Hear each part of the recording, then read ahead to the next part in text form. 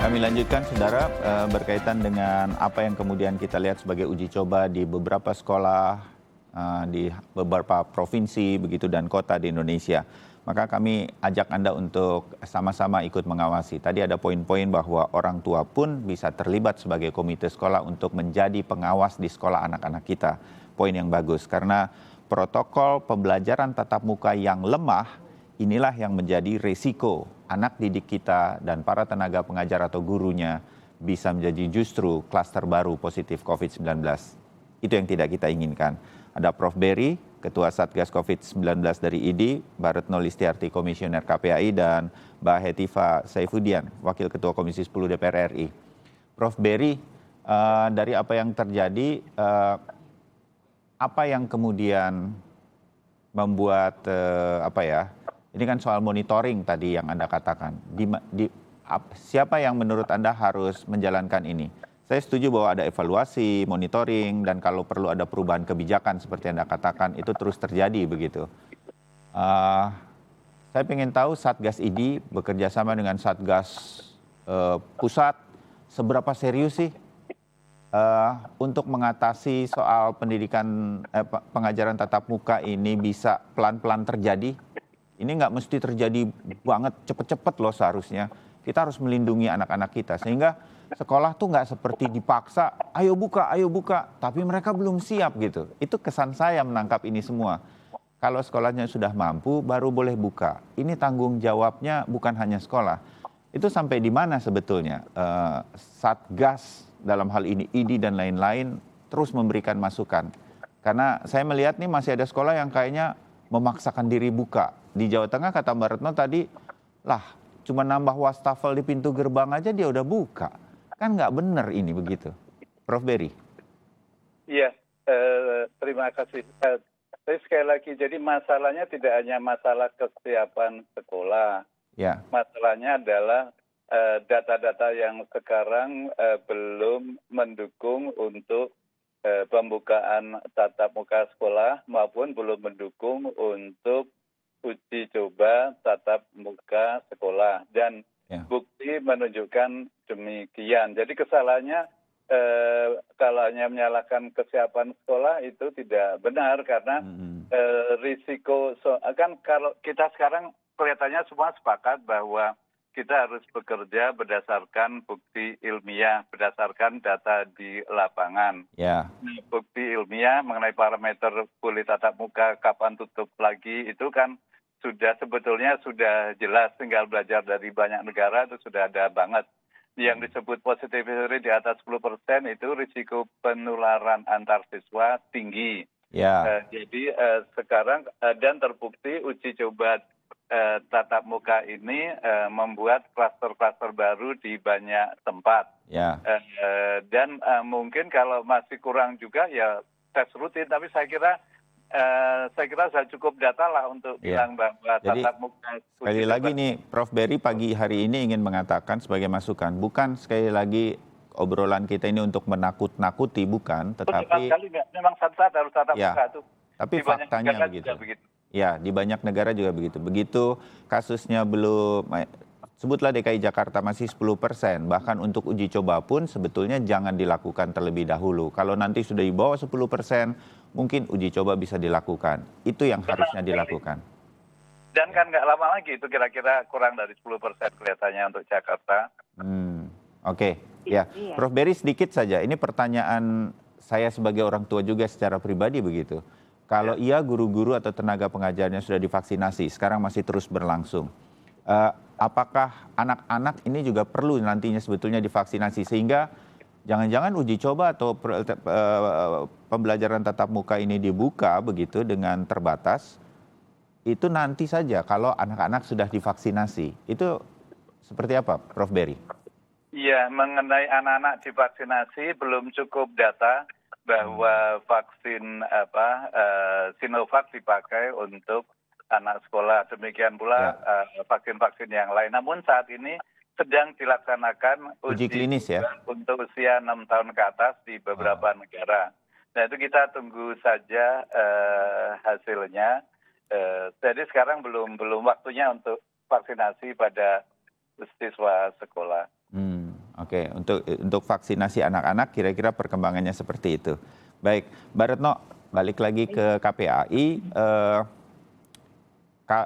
Ini sebetulnya kan kompleks. Mbak Retno dan teman-teman di KPAI udah katakan protokol kesehatan salah satunya. Masih banyak nih, salah 2, salah 3 dan lain-lainnya yang harus diperhatikan kan. Kurikulumnya seperti apa?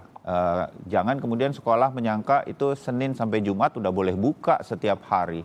Jangan kemudian sekolah atau orang tua menyangka bahwa kalau anak-anak kita masuk, itu masuk semua satu kelas ada 20 sampai 30 orang satu kelas begitu. Enggak, itu mesti dibatasi. Jadi masuknya seperti apa dan bagaimana, itu belum kita bahas gitu. Baru soal protokol kesehatan saja sudah ada kasus positif COVID-19 dan sekolah shutdown lagi atau tutup lagi. Bukan hanya di Indonesia, negara lain juga begitu. Nah, lebih baik kita fokus di mana kalau begitu?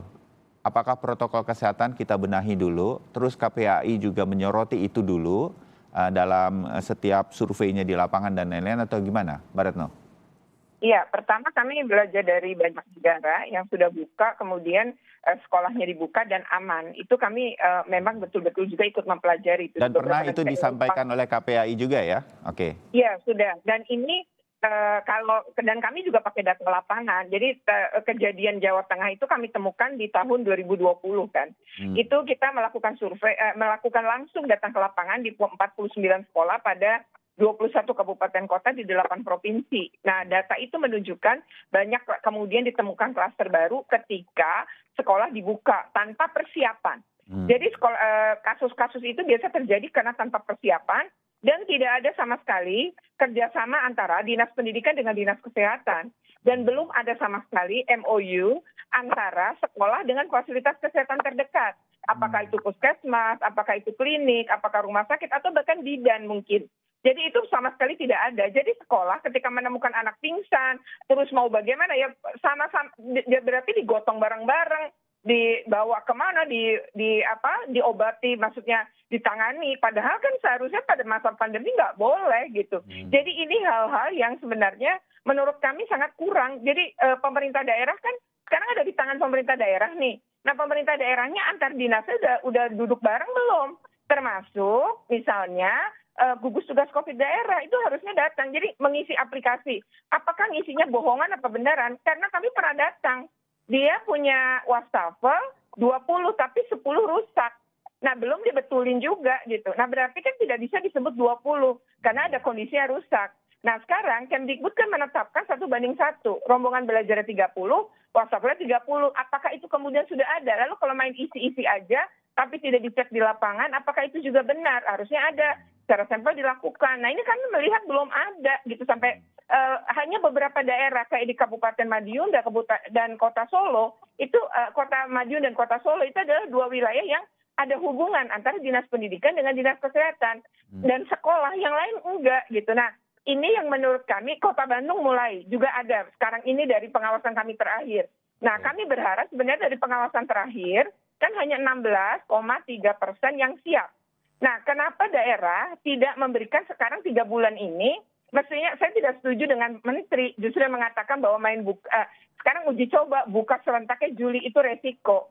Justru sekarang nyiapin uji cobanya Juli.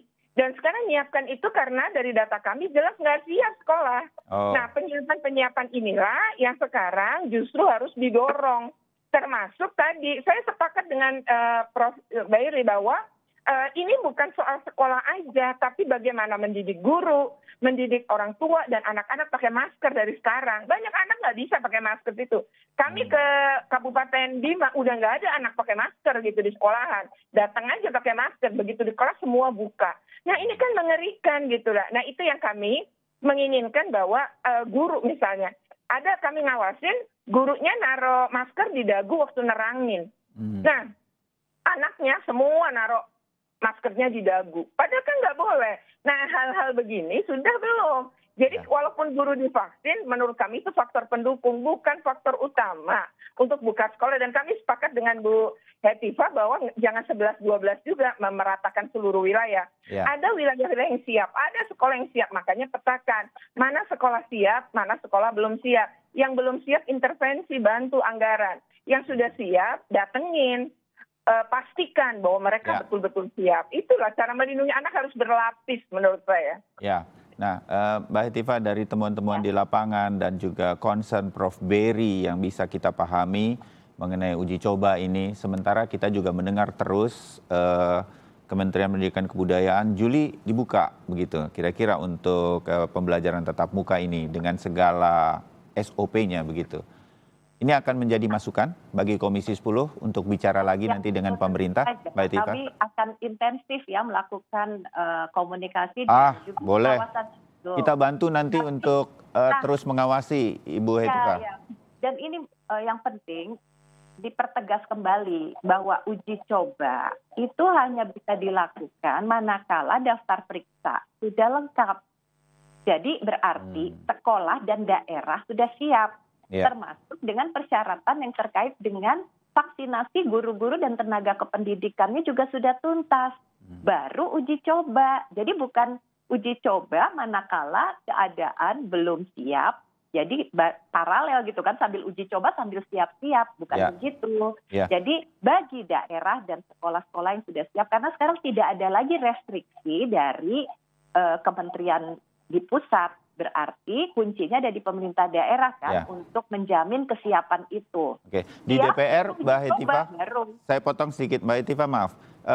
Di DPR Komisi 10 bisa bekerja sama antar komisi, misalnya Komisi 3 yang menangani kesehatan dengan Kementerian Dalam Negeri, supaya agak concern sedikit sama persiapan pembelajaran tatap muka ini nggak?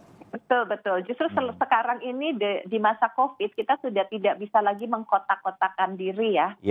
Jadi dalam banyak hal kita juga lintas harus komisi. Iya betul. Sinergi dan juga kolaborasi itu menjadi kunci. Nah di daerah juga seperti itu. Satgas COVID dan juga dengan teman-teman pemerintah daerah, DPRD setempat dan orang tua ya termasuk sekolah. Kami pun juga sama, di pusat juga harus bersikap seperti itu. Ya, artinya seperti yang disampaikan Mbak Retno tadi, bahwa ada beberapa daerah yang belum koordinasi antara Satgasnya dengan Dinas Pendidikan, dengan kota atau kabupaten ataupun provinsi, udah nggak boleh terjadi lagi dong. Ini kan kita sedang jadi persiapan. Kementerian Dalam Negeri harus juga ikut ya, memantau persiapan dan juga keseriusan dari daerah. Bahkan yang tidak kalah penting, orang tua juga sangat berperan ya untuk bisa memberikan pemahaman bagaimana disiplin kepada anak-anak dan juga dirinya sendiri. Prof. Berry, pesan dong buat para orang tua yang sudah semangat benar. Semangat ingin ngirim anak-anaknya karena udah capek ngajarin mereka di rumah, Prof. Tapi situasi kan harus terus dilihat begitu di seluruh Indonesia nih. Kota Jakarta yang penuh informasi saja, banyak tuh saya temui teman-teman saya yang, kapan sih sekolah udah mau mulai nih? Bahasanya adalah, gue udah capek juga ngajarin mereka nih, gitu kira-kira. Prof. Berry. Iya, tadi ada laporan bahwa siswa pakai masker, namun begitu masuk kelas, taruh di dagu gurunya juga, karena gurunya begitu. Nah, saya juga menjumpai di beberapa tempat, misalnya orang takziah atau tahlilan masuk ruangan pakai masker, begitu mulai yasinan langsung buka. Nah itu hal seperti itu masih terjadi, jadi mohon kita saling mengingatkan. Mengingatkan tidak mudah karena kita berhadapan dengan banyak orang, banyak siswa, banyak guru. Jadi tetapi sekali lagi, jadi mohon kita kali ini kan datanya sudah jelas tadi di Padang Panjang, di Jambi, di Bandung, di mana lagi, Tasik, di beberapa tempat. Jadi mohon kebijakan dalam arti kata monitor evaluasi begitu nggak baik, stop. Jadi saya mohon pada pemerintah untuk menghentikan sementara uji tatap muka ini. Nah kalau kemudian dibuka lagi kemudian silahkan, artinya memang konsekuen bahwa data di lapangan ini menjadi dasar untuk penentuan kebijakan gitu. Jadi untuk orang tua ya mohon sabar, karena antara keinginan mendidik anak dengan kesehatan itu harus saling kait mengait, dan sekarang ini kenyataannya masih banyak kasus baru yang tertular COVID. Walaupun tidak sebanyak sebelumnya, namun masih banyak dalam 2 minggu terakhir saja saya menemui beberapa klaster di Jakarta yang positivity rate-nya masih sudah rendah. Baik, relatif agak rendah. Ya, saya tutup di apa yang disampaikan oleh Prof. Berry untuk perbincangan kita pagi hari ini, tapi ini bukan yang terakhir. Kita akan terus pantau.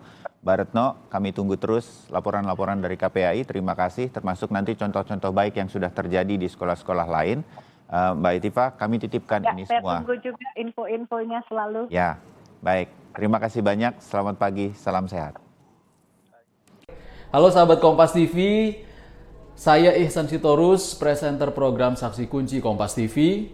Jangan lupa terus perbaharui informasi Anda dengan menyaksikan informasi terbaru yang independen dan terpercaya di YouTube channel Kompas TV. Dan jangan lupa klik subscribe, like, komen, dan share, serta aktifkan tanda lonceng untuk mendapatkan informasi terbaru dari YouTube channel Kompas TV. Terima kasih, sampai jumpa.